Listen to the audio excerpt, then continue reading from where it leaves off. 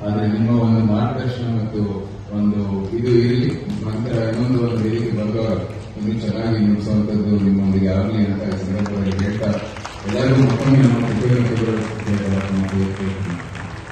Police ಇಲಾಖೆಯ ಸಿಬ್ಬಂದಿಗಳೇ ಎಲ್ಲರಿಗೂ ನನ್ನ ನಮಸ್ಕಾರಗಳನ್ನು ಸಲ್ಲಿಸುತ್ತಾ ಇಂದು ಶ್ರೀ ಸರಸ್ವತಿ ಸಂಗೀತ ವಿದ್ಯಾಲಯ ಇವರ ರಜತ ಮಹೋತ್ಸವ ಸಂಭ್ರಮ.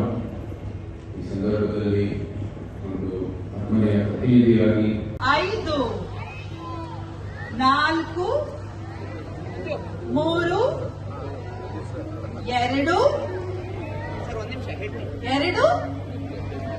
1